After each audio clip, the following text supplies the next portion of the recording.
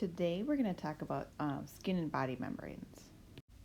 Body membranes have several functions, including covering the body surfaces like your skin, lining body cavities, and forming protective sheets around your organs. And they're classified according to the tissue type that they're composed of.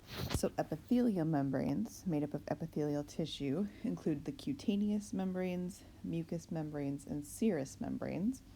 And then the connective tissue membranes are synovial membranes. That means that they're in your joints. Your cutaneous membrane is your skin. It's considered a dry membrane because it's on the outside of your body and does not need to be maintained at a super moist level. It does have glands that keep your skin oily so it doesn't dry out too much, but it's not a super moist area. It's the outermost protective boundary of your body. And the superficial epidermis is composed of keratinized, stratified squamous epithelium. So you have layers of cells that are keratinized to help you prevent water loss. And then the underlying dermis is mostly dense connective tissue. You can see in this picture, your skin covers your entire body. So your skin is actually your largest organ. Mucous membranes are made up of surface epithelium, but the type depends on where it's located. So in your mouth and esophagus, which are like high friction areas because you eat food through those two organs, they're made of stratified squamous epithelium. And then the rest of the digestive tract is made up of simple columnar epithelium. And then there's underlying loose connective tissue. And these layers line all of your body cavities that are open to the exterior body surface. So that's basically your entire digestive tract because it's essentially a tube that runs all the way through your body. And these tissues are often adapted for absorption because they can absorb food, nutrients, water, things like that, or secretion because they're producing digestive juices and things like that.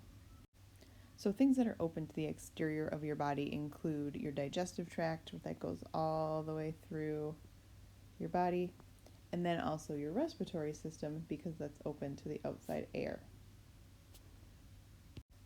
Serous membranes are made with a surface layer that's simple squamous epithelium, and they are on top of a thin layer of areolar connective tissue. These line open body cavities that are closed to the exterior of the body. Serous membranes occur in pairs that are separated by serous fluid, and so there's going to be two layers of tissue and then separated or fluid-filled cavity between the two layers. So this would be like around the heart, for example. The visceral layer covers the outside of the organ, and then the parietal layer lines a portion of the wall of the ventral body cavity. So an example of how this would look, if you had a balloon and you punched your fist into the balloon so that the balloon covered both your hand and then there was an air pocket and then a separate layer. It's kind of how a lot of your organs are housed. The visceral layer of the balloon is attached to your hand, and then the parietal layer is the outside of the balloon, and this air space in here gives cushioning and flexibility to movement of that organ. So your heart, for example, expands and contracts a little bit when it pumps, and that fluid-filled space between the two layers allows it to move without friction. So some specific serous membranes that are found in your body include the peritoneum, that's in the abdominal cavity, the pleura, which is around the lungs, and the pericardium, which is around the heart. So in this diagram, you can see how that kind of works with some of your abdominal organs. The parietal peritoneum lines the abdominal cavity, and then the visceral peritoneum goes around each of your organs. So here it's going around your intestines, for example. And then around your lungs, the parietal pleura goes around the outside of the lungs next to your chest wall, and the visceral pleura is what is attached directly to the surface of your lungs. Connective tissue membranes are the synovial membranes. These are made up completely of connective tissue, and they are fibrous capsules that surround your joints, and they secrete a lubricating fluid so that your joints are lubricated and have friction-free movement. So the synovial membrane is the tissue that's here, and it encloses a fluid-filled space around your joints, and that fluid cushions the bones so that they don't touch each other when they move relative to one another, which of course would be very painful. That's one of the things that can happen to people in arthritis, is that they have a degraded joint membrane and the fluid is less full than it should be, and then you can have bone touching bone, and that can be very painful. Next, we're going to move on to talking about skin specifically.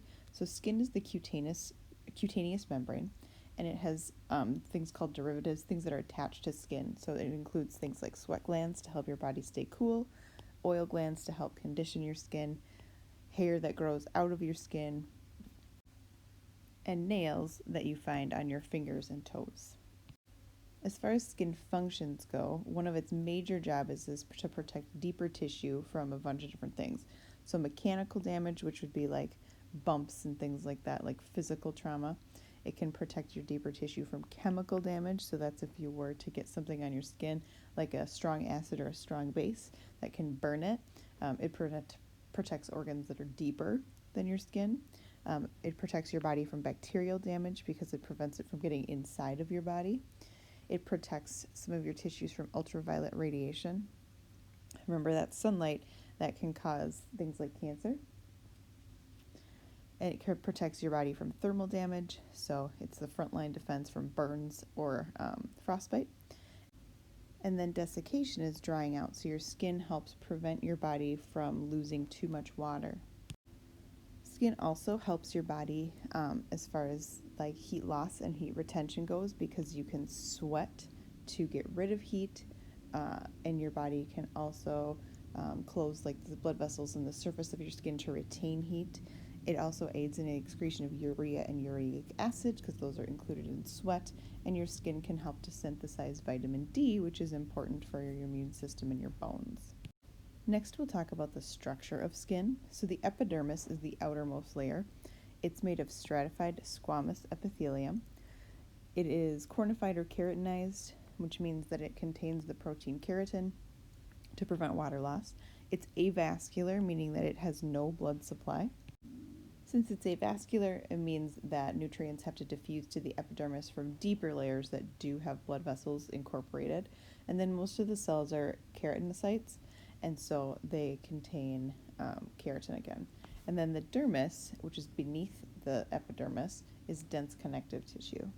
In this diagram, you can see the difference between the epidermis and the dermis. So the epidermis is just this top thin layer. And so again, you can see it's not vascularized, but the dermis is. So the dermis is much thicker and has a lot more structures that are available to support the epidermis. And then deep to the dermis, you have something called the subcutaneous tissue, which is the hypodermis, meaning that it's all the way deep to the dermis. Hypo means under, so under the dermis. It's not technically part of the skin, but it does anchor the skin to underlying organs, and it's composed mostly of adipose tissue. So there's fat that's underneath your skin that helps to protect your body and insulate you. There are several layers of the epidermis. The stratum basale is sort of the most active layer. It's the deepest layer of the epidermis, and it lies next to the dermis, and it has kind of a wavy borderline, and one of its major functions is to anchor the two together. So it anchors the dermis to the epidermis, and then this is where cells are undergoing mitosis, meaning that the cells are dividing here, so you're creating new skin cells in this layer. And then the daughter cells are the ones that are pushed upward to become the more superficial layers, so those are the ones that are eventually going to get sloughed off. And then there's also the stratum spinosum and the stratum granulosum. The stratum lucidum is a specialized layer that's formed from dead cells from the deeper strata, and that's only on your palms of your hands and soles of your feet. And then the stratum corneum is the outermost layer. So these cells, by the time they get to the surface, are dead, and they're shingle-like because they overlap with each other to prevent water loss.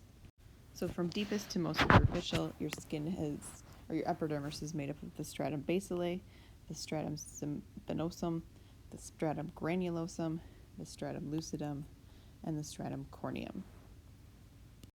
Associated with your skin are cells called melanocytes, and they produce melanin. So melanin is a pigment, and it's produced, again, by melanocytes. They're mostly located in the stratum basale. They produce lots of different colors. So they can produce colors ranging from yellow to brown to black. And the amount of melanin produced depends on the genetics and exposure to sunlight. So those two things work together to determine how much melanin melanocytes can actually make. So in this diagram, you can see where the melanocytes are located. And so there are melanocytes that are down here, deep in the border between the dermis and the epidermis. And they produce granules that are deposited into cells. So you can see the granules that are deposited into cells, and that's what gives skin its color. The dermis is made of two layers. There's the papillary layer, and it's the upper dermal region. It has projections called the dermal papillae, and it also contains some capillary loops and other pain receptors like touch receptors.